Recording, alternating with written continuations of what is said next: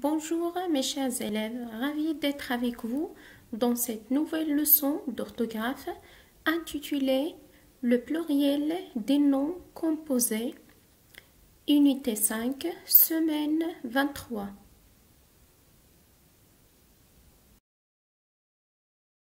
Donc, les objectifs de cette leçon sont identifier des noms composés et écrire correctement des noms composés au pluriel.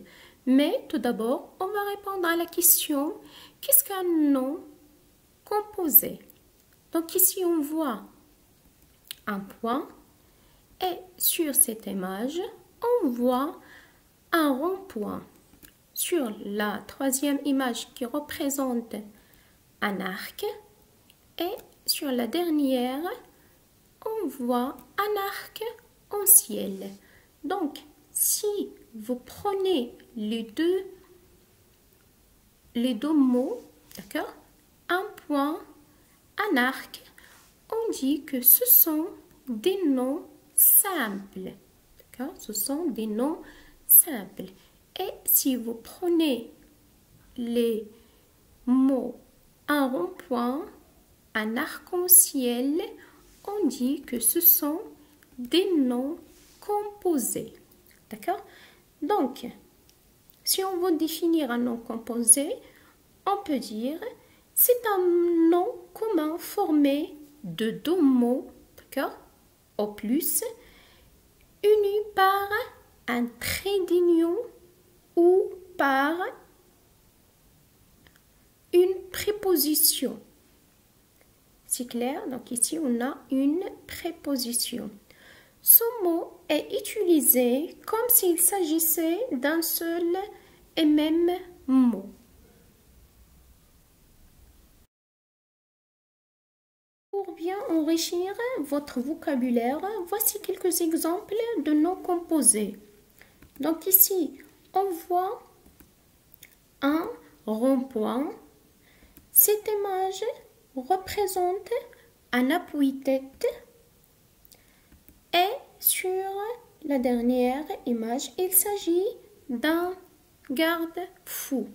Donc tous ces noms ce sont des noms composés. D'accord?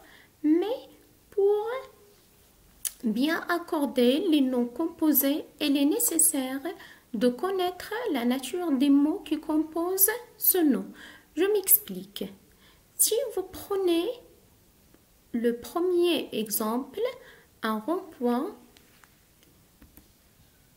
il est formé de adjectifs et point, c'est un nom. Arrivons au deuxième exemple, on a appui est un nom et tête aussi est un nom.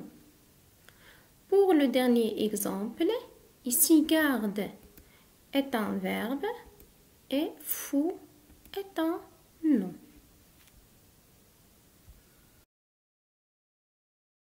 Donc, un nom composé peut être formé de deux noms, exemple, une auto-école.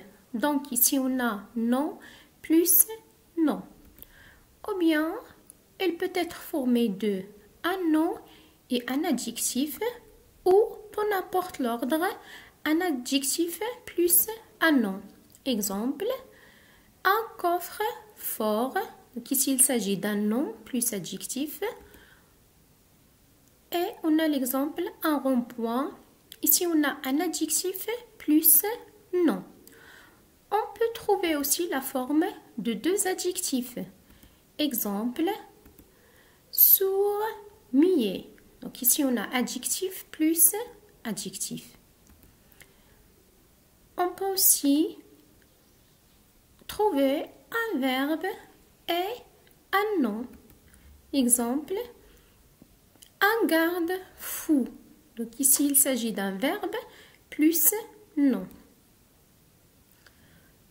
Le nom composé peut être formé aussi de deux verbes. Exemple, un laisser-passer.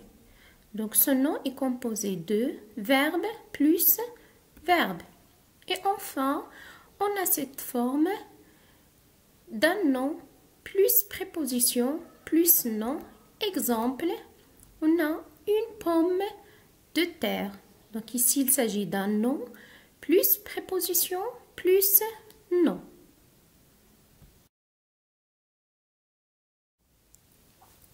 Maintenant, on va s'entraîner sur l'accord des noms composés au pluriel. De manière générale, seul le nom et l'adjectif peuvent se mettre au pluriel si le sens le permet. Notez bien ça, si le sens le permet.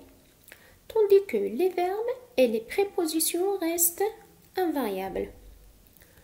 Et on va commencer par la première forme, c'est-à-dire lorsqu'il s'agit d'un nom plus nom, et on va développer 3 cas.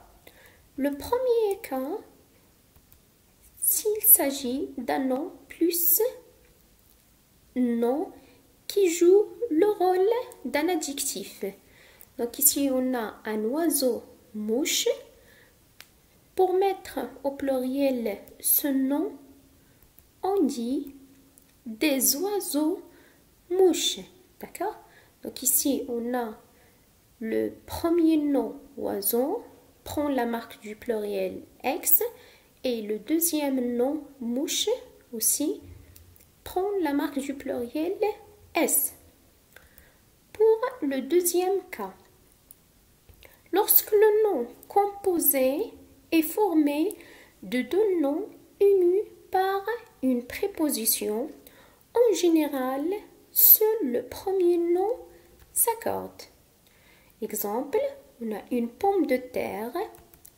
Au pluriel, on dit des pommes de terre. Donc, vous remarquez que seul le premier mot, c'est-à-dire pomme, se met au pluriel. D'accord? Passons au troisième cas, c'est-à-dire quand la préposition est sous-entendue, le second nom ne s'accorde pas. Exemple, un timbre-poste. Au pluriel, on dit des timbres-postes. C'est-à-dire ici, il s'agit des timbres de poste. Donc, seul le premier mot s'accorde. Deuxième forme, c'est-à-dire lorsqu'il s'agit d'un nom composé formé d'un adjectif plus nom ou bien d'un nom plus adjectif, les deux s'accordent. Exemple, on a un rouge-gorge, au pluriel, on dit des rouges-gorges. Donc les deux prennent la marque du pluriel. La même chose pour un coffre-fort. Au pluriel, on dit des coffres forts. Donc, les deux s'accordent.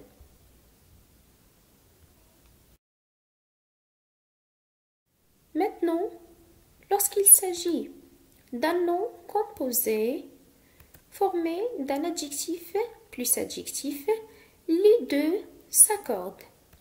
Exemple, ici, on a un sourd muet. Au pluriel, on dit des sourds muets. Donc, les deux adjectifs prennent la marque du pluriel. La même chose pour un ivre mort. Au pluriel, on dit des ivres morts. C'est clair? Quant à la quatrième forme, c'est-à-dire lorsque le nom composé se forme d'un verbe plus nom, dans ce cas, seul le nom s'accorde au pluriel. Exemple, un lance-pierre, au pluriel, ça devient des lance-pierres. Donc, vous remarquez que seul le nom prend la marque du pluriel. Pour le verbe, il reste invariable. Donc, la même chose pour le deuxième exemple, on a un tire-bouchon. Au pluriel, on a des tire-bouchons. Donc, tire est un verbe qui reste invariable.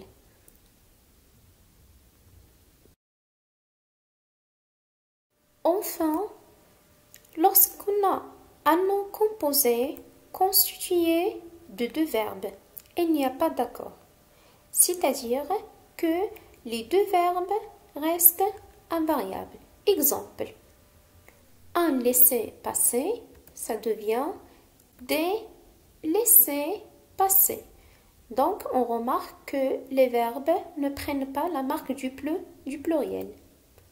La même chose pour l'exemple un va-et-vient.